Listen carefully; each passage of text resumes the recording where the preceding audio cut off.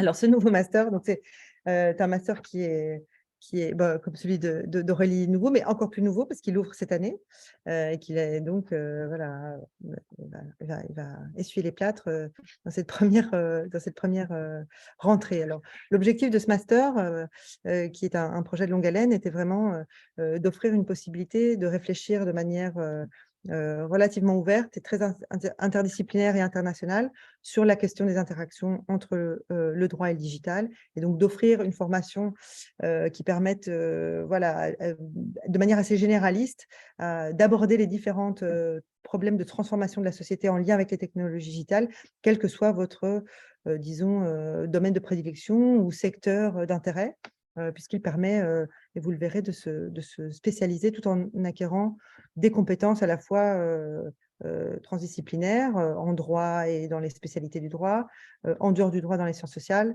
et des compétences technologiques pour voilà, se familiariser avec les outils digitaux qui sont au cœur de ces transformations. Alors, quels sont les enjeux auxquels il entend répondre? Ben, les enjeux d'aujourd'hui, il y en a une multitude et ils sont très variés. Ils vont voilà, de l'IA au métaverse, à des questions de discrimination, de finances digitales. Enfin, les problèmes ou les enjeux et les opportunités liées au digital sont vraiment affectent tous les aspects de la société.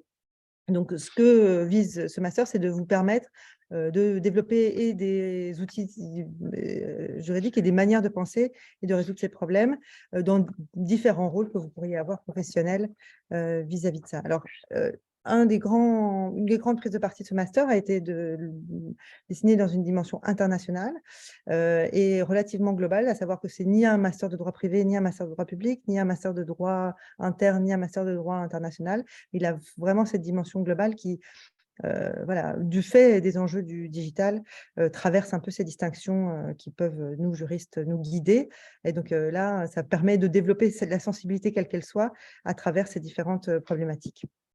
Alors, vers quel débouché ce master amène? Eh bien, tous les métiers en devenir de la profession juridique, beaucoup donc on ne connaît pas encore, et donc ça vise aussi à permettre une certaine agilité aux diplômés de pouvoir s'adapter à un marché de travail qui va visiblement changer de manière voilà, radicale. Et d'ici là, on voit déjà que les postes de juristes qui ont des compétences en digital sont très prisés, que ce soit dans l'entrepreneuriat, dans les entreprises, beaucoup de nouveaux rôles dans les entreprises qui invitent au déploiement de ces compétences voilà, pluridisciplinaires et technologiques, de legal analysis, de corporate legal operations, mais aussi dans l'avocature, une avocature spécialisée dans ces domaines-là, avec certainement une dimension transnationale, internationale.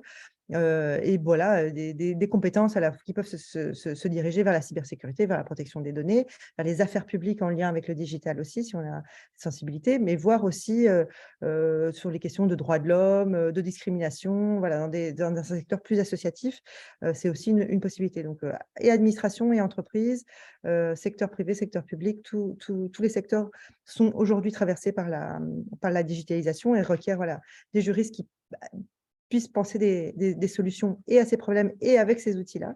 Donc, ça vise à vous permettre de vous déployer de manière assez agile dans ces différentes professions.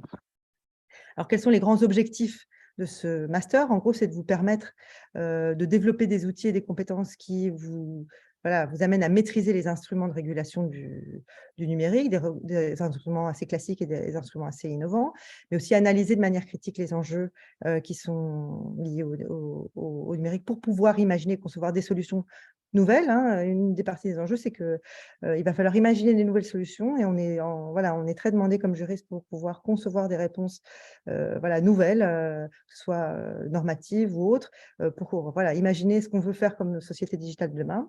Et pour ça, il va falloir collaborer avec des gens de diverses expertises, évidemment des ingénieurs, mais aussi voilà, différentes parties prenantes de la société voilà, qui vont devoir décider avec nous de comment organiser la société de demain et résoudre les problèmes qui s'annoncent et qu'on constate déjà à plein de niveaux.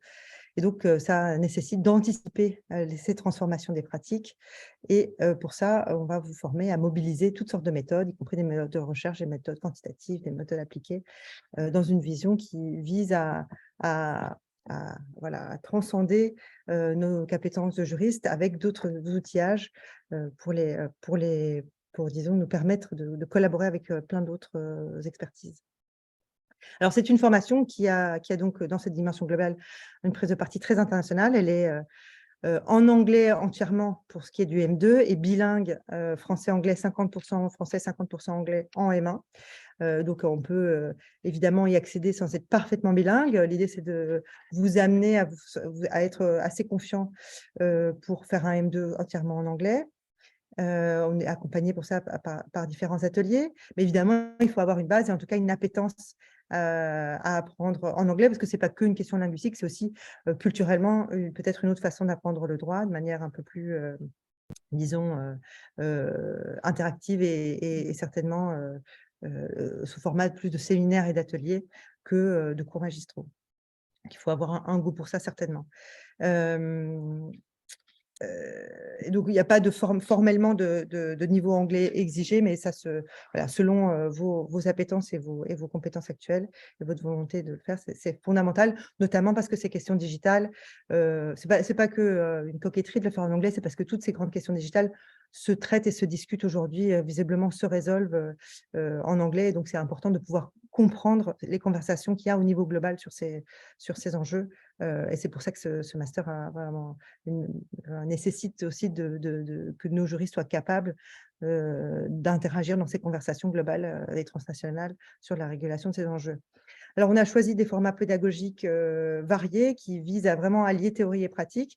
C'est une formation voilà, pluridisciplinaire avec un bagage intellectuel solide, mais aussi pour une mise en pratique dans différents formats, que ce soit des laboratoires voilà, pour manipuler des outils juridiques, mais aussi toutes sortes de mises en pratique expérientielles qu'il faut savoir. Je suis ravie de répondre à vos questions si vous avez des questions là-dessus, mais voilà, développer des projets entrepreneuriaux, développer des projets collectifs, expérimenter des choses dans des formats plus laboratoires. Voilà, et évidemment, comme format, pas un format d'examen traditionnel. Il n'y a pas de cours et de TD, c'est plutôt des options et des électifs, je vais revenir là-dessus, et un format plutôt de contrôle continu avec un grand oral transversal en M1 qui vise à justement voir comment chacun a fait des liens entre les différentes compétences acquises durant l'année. Alors, quelles sont les grandes compétences qui sont développées? Ben, elles sont, voilà, je vous ai dit pluridisciplinaires. Évidemment, il y a tout et la majorité, évidemment, la grande majorité des cours destinent à développer des compétences en matière de droit et outils liés au droit, de gouvernance, de régulation, d'architecture normative, voilà, de s'intéresser à tous les outils qui visent à gouverner ou réguler avec le digital et le digital. Bien sûr aussi des compétences techniques pour comprendre un peu les enjeux de ces technologies. On va de manière progressive durant les 2 années du master apprendre à comprendre un peu ce que ça veut dire que les méthodes quantitatives et de les utiliser pour prendre des décisions, s'instruire un peu sur la culture numérique et informatique et puis développer vraiment des compétences informatiques particulières, notamment sur la data et sur les legal analytics, donc c'est ces données qui visent à produire du droit et notamment ça on va le faire en commun avec le master justice parce que c'est vraiment voilà, une des choses qui est un moteur de transformation de la justice en particulier. Et puis, il y a toutes sortes d'autres compétences, des compétences plutôt en sciences humaines et sociales pour aussi pouvoir comprendre un peu les enjeux de société et avoir des outils pour s'engager de manière un peu responsable dans le dessin de ces solutions et comprendre voilà, les difficultés de manière vraiment ouverte. Et bien sûr aussi tout un développement de compétences plus business, d'innovation et d'entrepreneuriat au moyen de développement de projets entrepreneuriaux au sein du master comme voilà, une des étapes majeures pour développer voilà, des idées entrepreneuriales, mais qui sont accompagnées par la formation aux business skills, à toute une réflexion sur la transformation des métiers et un apprentissage de compétences élémentaires en affaires qui manquent souvent aux juristes quand ils arrivent dans le monde de l'entreprise ou dans le monde professionnel de manière générale. Alors, spécificité, le parcours se construit de manière assez individualisée parce qu'il y a 10 électifs à choisir au cours des 2 ans. Chaque semestre, il y a 2 ou 3 électifs à choisir et qui vous permettent à la fois, selon un peu ce que vous voulez faire, soit d'explorer vraiment différentes thématiques, soit de vous spécialiser dans un domaine, mais tout est possible et c'est vous qui pouvez le faire à la carte. Et ça permet aussi au master de se retrouver dans des plus petits groupes et de travailler non pas en format TD, mais en format séminaire réduit sur des thèmes de spécialité. Et qui vise vraiment à l'approfondissement sur des thématiques particulières qu'on retrouvera dans la maquette. Et si vous avez des questions, je suis ravie d'y répondre. Donc, je ne vais pas m'étendre, il y a vraiment cette dimension de développer des projets qui est importante dans la pédagogie. On veut aussi non seulement réfléchir de manière conceptuelle et voilà, se développer des outils intellectuels pour réfléchir aux problèmes, mais les mettre en œuvre parallèlement dans la mise en œuvre de projets et réfléchir de manière critique, mais aussi pratique aux problèmes. Alors, la structure du master, un master 1, donc, comme je vous l'ai dit, bilingue, qui est basé sur 4 modules qui se répètent chaque semestre. Un module fondamental avec des matières obligatoires, un module d'exploration dans lequel on choisit au premier semestre 3 options, au second 2. Sur différentes thématiques, vous voyez, elles sont soit en français, ou en anglais, ça c'est au choix de l'étudiant. Et puis ce module technologique qui permet voilà, de développer progressivement ses compétences technologiques et un module professionnel qui vise à développer sous différents angles une première curiosité sur la transformation des métiers du droit et des compétences spécifiques sur voilà, les compétences du juriste en entreprise dans les années à venir qui vont être sollicitées. Et on va aussi travailler voilà, sous différents angles sur cette professionnalisation, notamment au travers d'un stage qui, comme pour le master justice, médiation et numérique, se déroule entre la première année et la seconde année, qu'il est de minimum 2 mois, entre mai et septembre, et il peut se dérouler en France ou à l'étranger ou dans les différents secteurs qui vous intéressent. C'est à vous, par cette voie-là aussi, de dessiner votre propre parcours. La seconde année, donc entièrement en anglais, elle a la même idée. Il y a un module de fondamentaux obligatoires qui vraiment traite les domaines essentiels du droit des technologies. Et puis une spécialisation aussi, encore une fois, avec des choix d'options. 3 options au premier semestre, 2 options au second semestre, qui vous permettent vraiment de vous distinguer et de vous dessiner un profil à ce moment-là et de vous spécialiser dans une direction, tout en continuant à être voilà, ouvert et explorer d'autres thématiques, hein. Et puis des modules d'exploration vraiment qui visent à consolider un bagage intellectuel qui va vous permettre d'adapter vos connaissances aux différentes transformations qu'on va vivre dans les prochaines années, hein. Les choses vont certainement pas rester telles qu'elles le sont aujourd'hui. Et donc, voilà, vraiment de l'exploration qui vous permet d'ouvrir ces questions à d'autres méthodes et approches de ces mêmes problèmes. Le module technologique qui voilà, continue d'avancer dans les compétences en informatique vers vraiment plutôt la science des données et la science des données appliquée au droit en particulier, et dont on verra sera essentiel pour voilà, comprendre la manière dont le droit se transforme aujourd'hui, notamment au travers voilà, de différentes applications et de contacts avec des professionnels qui sont vraiment au cœur de cette transformation et qui vont vous proposer de manipuler, de développer leurs outils.